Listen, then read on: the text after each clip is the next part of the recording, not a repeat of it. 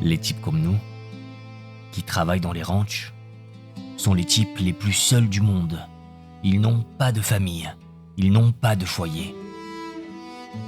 Pour nous, c'est pas pareil. Nous, on a un avenir. On a quelqu'un à qui parler, qui s'intéresse à nous. Ce sont les mots d'un homme au bord d'une rivière tranquille, un soir de grande fatigue. Et ils ont germé dans le cœur d'une Amérique où la terre elle-même semblait avoir perdu espoir. Je vous parle d'un temps où le souffle du vent était un souffle de poussière et où les routes semblaient ne mener nulle part et où des processions d'hommes aux épaules courbées cherchaient un repas, un travail, une dignité. Le grand rêve américain n'était plus qu'un écho lointain, le son du verre brisé sous la botte de la nécessité. Pourtant, dans ce grand silence de la détresse, un homme a écouté. Son nom est John Steinbeck. Et je vous le dis, il n'était pas un simple romancier. Il était un sculpteur d'âme, un homme qui savait voir la lumière dans les yeux des oubliés et entendre la noblesse dans les voix rauques des travailleurs de la terre. Son livre, Des souris et des hommes, est une prière murmurée à la belle étoile. Une tragédie si pure et si dense qu'elle tient tout entière dans la paume de la main.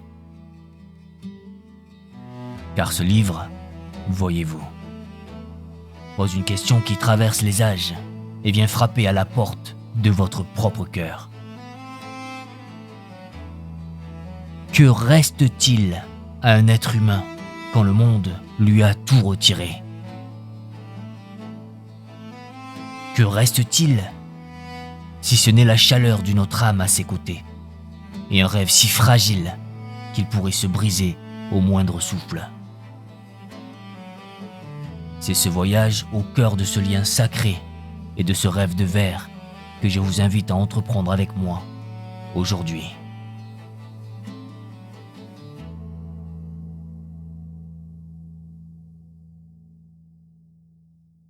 Au cœur de ce récit, il n'y a pas un homme mais deux qui ensemble ne font qu'un. Pensez à eux comme à la main et à son ombre, comme à la terre et à la racine. Leur histoire est celle d'un lien que le monde ne peut ni comprendre ni tolérer. Le premier se nomme George Milton. Il est le gardien du chemin, l'esprit vif qui lit les signes du monde et anticipe ses pièges. Son cœur est un abri, mais ses épaules portent le poids invisible d'un fardeau immense, celui de veiller sur une flamme dans un monde de vent.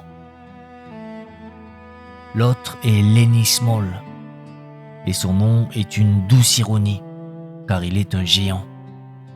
Un colosse bâti par la terre, avec la force d'un ours et l'âme pure d'un enfant qui n'a jamais appris la méfiance.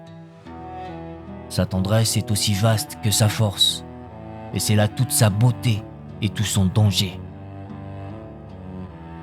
L'un sans l'autre, voyez-vous, ils ne sont que des fragments. George serait un homme seul parmi les solitaires, un cœur durci par le vent du désert. Lenny, lui, serait une force perdue, une innocence offerte en pâture à la cruauté du monde. Mais ensemble, ensemble, ils sont un serment vivant. George donne la direction et Lenny donne une raison de marcher. L'un protège le corps, l'autre protège l'âme de la plus terrible des pauvretés, la solitude. Et chaque soir, quand le travail a meurtri les corps et que le silence s'installe sous les étoiles, leur lien se renouvelle dans un rituel sacré. Une voix douce et profonde s'élève, celle de Lenny, et demande toujours la même chose. Raconte-moi, George, raconte-moi comment ça va être. Et Georges, même s'il soupire, même si la lassitude pèse sur ses paupières, il commence le récit. Et je vous le dis, ce n'est pas une simple histoire qu'il raconte. C'est un chant, une litanie qui apaise les peurs du géant et qui peut-être ranime la flamme vacillante dans le propre cœur de Georges. En le disant à Lenny, il se le dit à lui-même pour y croire un jour de plus. Car leur lien, si pur soit-il, est né d'une blessure. Il est une forteresse bâtie sur le sable mouvant de la fuite. Dans le passé, il y a eu une ville nommée Weed. Et là-bas, la tendresse maladroite de Lenny, son besoin innocent de toucher ce qui est doux, a été confondu avec le mal. Son innocence est une flamme trop vive pour un monde d'ombre. Et sa force, une chose que les hommes craignent parce qu'ils ne la comprennent pas. C'est pour cela qu'il marche. C'est pour cela que Georges veille. Chaque pas qu'ils font est un pas pour fuir le souvenir de cette peur dans les yeux des autres. Et chaque soir, le récit du rêve est la seule encre dans un océan d'incertitude. Leur amitié n'est pas un choix, voyez-vous. C'est leur unique patrie.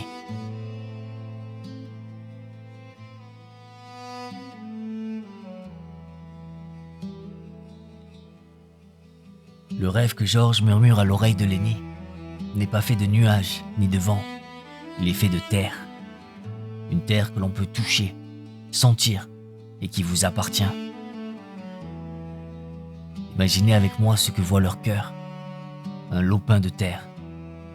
Une petite maison blanche avec un jardin où les légumes pousseraient en abondance et un fumoir pour la viande. Des cochons dans leurs enclos et des champs de luzerne si verts qu'ils apaisent le regard. Et bien sûr, les lapins. Les lapins de toutes les couleurs que Lenny pourrait nourrir et caresser sans que personne ne vienne lui dire que c'est mal. Ce n'est pas la richesse qu'il cherche, voyez-vous. C'est la racine, la dignité de fermer sa propre porte le soir, le droit de récolter ce que l'on a semé. C'est un refuge contre un monde qui vous loue à la journée et vous jette quand vous êtes usé. C'est un lieu où l'on n'a plus à dire monsieur à personne, si ce n'est au ciel, au-dessus de sa tête. C'est la promesse simple et sacrée que Georges répète comme un psaume. Et on vivra de la crème de la terre. Et comme toutes les belles choses fragiles, cet espoir a besoin de lumière pour grandir. Cette lumière arrive sous la forme d'un vieil homme au cœur usé par les saisons, une main en moins et une âme lourde de la peur du lendemain. Il s'appelle Candy. Un soir, il surprend le murmure du rêve et dans le silence de la baraque, il n'entend pas une histoire, il entend le son d'une porte qui s'ouvre alors qu'il croyait toutes les portes fermées. Avec des mots tremblants, il offre alors ce qu'il a de plus précieux. Le poids d'une vie de labeur, ses économies. Et à cet instant, la graine du rêve trouve enfin un terreau pour germer. Le rêve n'est plus une fumée, il devient une charpente. Il n'est plus un murmure entre deux hommes. Il devient un projet pour trois âmes en quête de port. Pour Candy, cette terre promise n'est pas un luxe, c'est sa dernière chance d'exister avant que le monde le balaie comme une feuille morte. Mais la lumière, même la plus vive, attire l'ombre. Et l'ombre dans ce récit a un nom. Elle se nomme Crooks. Le palefrenier noir, relégué à l'écart, dans le royaume du foin et de la solitude. Quand il entend parler de la terre promise, son cœur, endurci par les pierres de 1000 promesses brisées, prononce la vérité froide de ce monde. Et je l'entends encore me dire personne n'arrive jamais au ciel. Et personne n'acquiert jamais de la terre. Pourtant, pendant un instant, un seul, la graine du rêve trouve une fissure dans son armure. Il se prend à imaginer un lieu où sa couleur ne serait plus une chaîne, où il pourrait lui aussi simplement être. Son cynisme est le murmure de la réalité, qui nous rappelle que ce rêve est une fleur rare et fragile, poussant sur une terre de roc.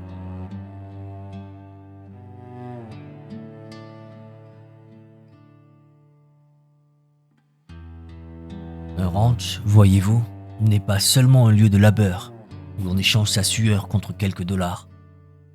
C'est un monde en miniature, avec ses rois silencieux, ses lois non écrites et sa propre justice, aussi rapide et tranchante que la lame d'un couteau. Dans ce royaume de poussière et de sueur, il y a des hommes qui sont des phares. L'un d'eux se nomme Slim. Il est le meneur d'attelage, mais il est bien plus que cela. Il est ce que vous pouvez appeler un prince, dont l'autorité ne vient pas de la force, mais d'une sagesse tranquille et profonde. Ses mains connaissent le langage des bêtes et des hommes, et son jugement est une balance juste dans un monde qui a perdu son équilibre. Et puis il y a des hommes comme Carlson, qui sont le reflet de la logique froide du monde. Pour lui, une chose est soit utile, soit elle ne l'est pas. Il est la main qui exécute sans que le cœur ne s'interroge. L'efficacité qui a oublié le nom de la pitié. Et dans ce théâtre d'hommes, deux âmes tourmentées sèment les graines du drame. Le premier est Curly, le fils du patron. Sa petite taille est une blessure ouverte, et son agressivité est le bruit qu'il fait pour masquer son vide. Il cherche querelle au géant, non par courage, mais par peur de sa propre fragilité. Et il voit en Lenny un miroir insupportable de la force qu'il n'aura jamais. La seconde âme est sa femme. Le livre, avec une profonde sagesse, ne lui donne jamais de nom, car elle n'appartient qu'à son mari et à personne d'autre. Elle erre dans ce monde d'hommes, non pour tenter, mais pour être vue. Son rêve de devenir actrice, c'est un jardin fané qu'elle arrose avec le besoin désespéré d'une parole, d'un regard. Je vous le dis, elle n'est pas le serpent dans le jardin. Elle est une autre fleur qui se fane de solitude. Un miroir tendu à tous ces hommes qui, comme elle, rêvent enfin d'être vus pour ce qu'ils sont. Mais le plus grand des présages, la leçon la plus terrible de ce lieu, ne vient pas d'un homme, mais d'une bête. Le vieux chien de Candy, un compagnon fidèle, mais aujourd'hui vieux, aveugle, sentant la poussière des années. Et la logique de Carlson, la logique du monde qui ne tolère pas la faiblesse, rend son verdict. Une détonation au loin dans le silence du soir est tout ce qui reste de cette longue vie de loyauté. Et cet acte, si simple et si brutal, est une parabole. Il enseigne à tous la loi première du ranch. Ce qui ne sert plus, ce qui est faible, ce qui est un fardeau, doit disparaître. Dans le silence qui suit, Candy murmure à George une phrase qui pèsera sur le reste de leur vie. « J'aurais dû tuer mon chien moi-même, George. » Et ces mots, je vous le dis, ne sont pas un simple regret. Ils se plantent dans le cœur de George comme une graine de glace. Ils sont la clé tragique de tout ce qui va suivre.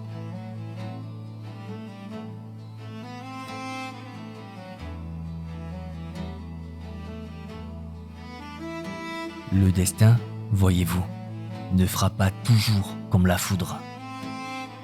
Parfois il murmure. Il s'annonce dans de petites choses, des signes que l'on voudrait ignorer, comme les cercles qui s'élargissent à la surface de l'eau après qu'on y a jeté une pierre.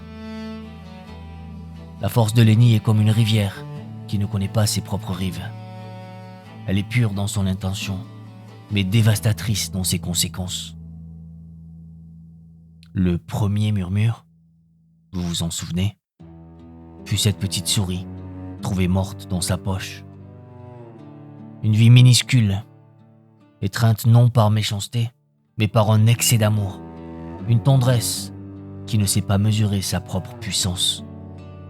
Un présage doux et terrible. Puis la rivière a débordé.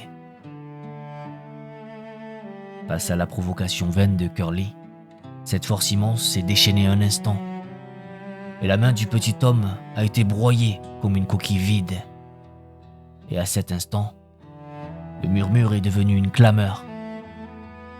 La tendresse dangereuse de Lenny n'était plus un secret partagé avec George, et le monde, pour la première fois, a posé un nom sur son innocence. Le danger. Mais le point de non-retour, le moment où le cœur de la tragédie commence vraiment à battre, a lieu dans le silence de la paille. Seul, avec le chiot que Slim lui a offert, Lenny le tue par accident, en jouant. Et ce qui se brise à cet instant, ce n'est pas seulement le corps fragile de l'animal, c'est le miroir du rêve. Pour la première fois, Lenny ne regarde pas sa faute avec confusion, mais avec une colère tournée contre lui-même. Il comprend. Il comprend que les mains qui devaient caresser les lapins sont les mêmes qui brisent ce qu'elles aiment. Il comprend que la menace pour le jardin d'Éden, ce n'est pas le monde, c'est lui. Et c'est dans cette pénombre, dans cette grange qui sent le foin et les fins de journée, que la dernière scène se noue. La femme de Curly se trouve là, noyée dans son chagrin. Et ce qui suit, je vous le dis, n'est pas un dialogue. C'est la rencontre de deux solitudes qui, pour un instant, partagent le même espace sans jamais vraiment se toucher. Elle parle de ses rêves de lumière et de cinéma. Il parle de ses rêves de lapin et de douceur. Deux chants de tristesse qui ne se répondent pas. Puis vient l'invitation, aussi innocente que fatale.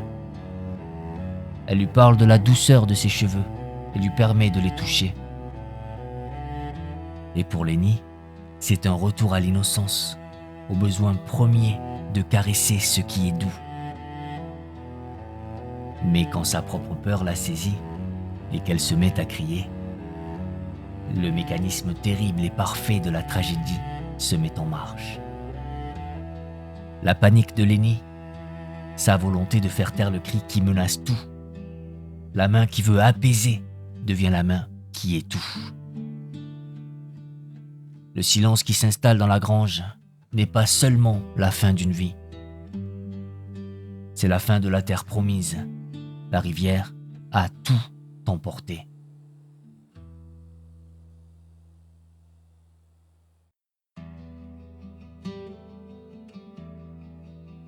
Toute histoire a un commencement et une fin. Et parfois, ces deux points se rejoignent dans un silence sacré. C'est là, au bord de l'eau où tout a commencé, que tout doit s'achever. George retrouve Lenny et le cercle se referme. Et je vous le dis, la main qui se lève pour accomplir l'inévitable n'est pas celle d'un meurtrier, mais celle d'un gardien. C'est le plus terrible et le plus tendre des actes d'amour. Car avant que la meute des hommes n'arrive, avant que la haine et l'incompréhension ne déchirent son ami, George lui offre une dernière grâce. Il lui demande de regarder de l'autre côté de la rivière. Et il commence, une dernière fois, le récit sacré. Il peint pour lui, avec des mots, le tableau de la terre promise, des lapins et de la paix. Il offre à son ami le rêve comme dernier horizon, un paradis pour accueillir son âme, juste avant qu'il ne la libère d'un monde qui n'était pas fait pour elle. Et puis, le récit s'arrête, et un grand silence descend sur la rivière.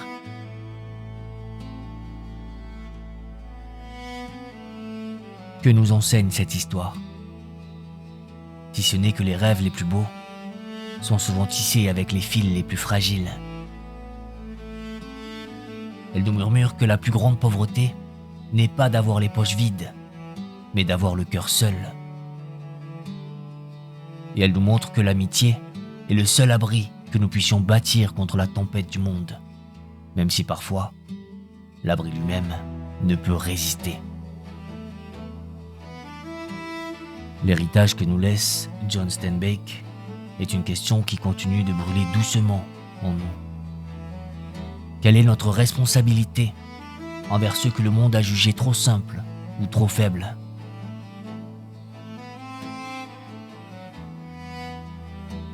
Qu'est-ce que la compassion, si ce n'est regarder au-delà de l'acte pour voir l'âme qui l'a commis?